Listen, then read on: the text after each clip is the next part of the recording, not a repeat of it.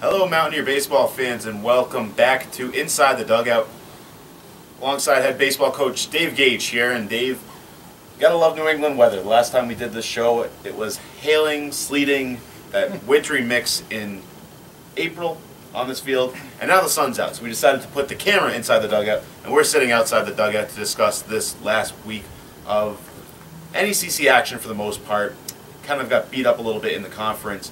You want to just speak about what might have gone wrong or went right, and what could you have done to make things go better? It's funny. The college season is a funny game, and you have one bad week, and your season all of a sudden now you're 8 games under 500 or 7 games under 500, and that's the problem with playing 40 games in a month and a week. We started our season March 17th. We finish up this weekend coming up on April 27th, and you really think about that, and that's not a lot of time to play 40 games in, and I don't know really what happened. We hit a little bit of a losing streak, and those things happen. But I think, this team has continued to battle. They've stayed in every game, and they just continue to get better. So I really can't get down about these guys, and they're still working hard. Guys in the gym this morning hitting. So this team's going to be just fine. We're still got a chance in the playoffs. And, hopefully this is a new week. Monday's a new day, and we get better today in practice and get a couple wins this week in conference play.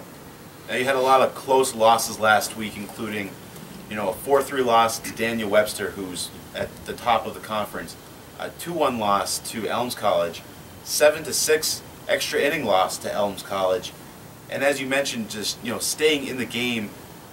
What is the missing piece that your team needs to find its way into the win column in those kind of games? Consistency. I think we talked about that on our very first show. Was we need to be more consistent. And that is what has really got us late in the season. Is we've played some really good teams. Daniel Webster's a team; it's a championship team, and they're not going to beat themselves. You have to go in there and you have to beat them. And same thing with Elms this weekend is we have to beat them. They're not going to beat themselves. And with us, we pitched one day, but we didn't hit. We hit another day, but we didn't pitch. And that's really just right now the inconsistent part of our team right now is we can't just put it all together. And I think we're going to be, like I said, we're going to be okay. And there's a lot of young guys on this team that hopefully they take this 8-game losing streak and never allow it to happen again in their career. Now, you mentioned Daniel Webster, and you go to the Eagles home diamond on Tuesday for the rubber match of that series. And head coach J.P. Pine there is going to have his team ready to go. What does your team need to do to come away with a win there and get the ball rolling into this weekend series to finish things off and get your way into the playoffs? We're going to play our best baseball. If we play B-level baseball, we're going to get beat by them. They're a quality baseball team, and if we don't play our best, they're going to win. And that's all it is. And I think if we do play our best, we give ourselves a chance to win. We need to be able to throw strikes. We can't walk guys. Again, when we played them this week, we gave them 7 hit by pitches and walks in game 1 and 8 in game 2. You're not going to beat a conference championship team with 15 free passes in 14 innings. So we have to limit that. We have to execute when teams bunt against us. And on the base pass, we have to be able to execute our hit and runs or get our bunts down and stay on top of the baseball. We can't pop up. This weekend in a 21-out game, we had 10 flyouts and 7 strikeouts. That's a pretty easy game to play against a team when you're not getting it done on the offensive side. We got to stay on top. We got to hit line drives, hit ground balls, and hopefully the ground balls find a way to get through. But if we don't do that tomorrow, it could be a tough game. But I think if we do that, we can get a win. Now, you play Wesleyan University on Wednesday down in Connecticut. A bit of a drive there.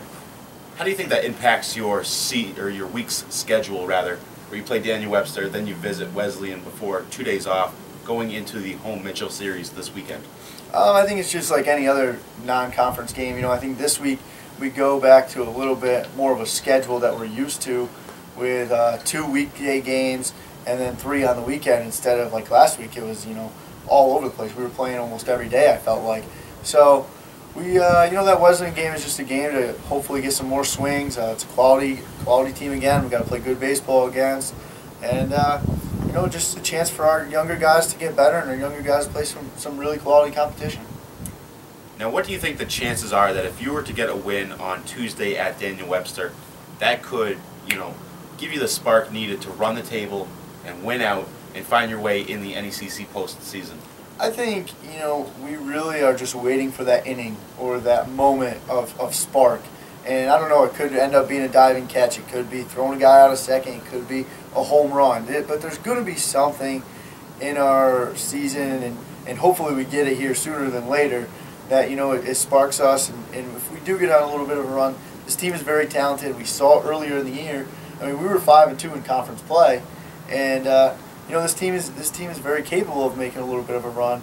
But they got to show up today at practice and really work hard and get better. And that's all you can ask for from the guys, is to get better every day. Well, Coach, good luck this week, and we hope to talk to you next week about making it into the NECC postseason. Absolutely. Thanks, Mike. Thanks, Coach.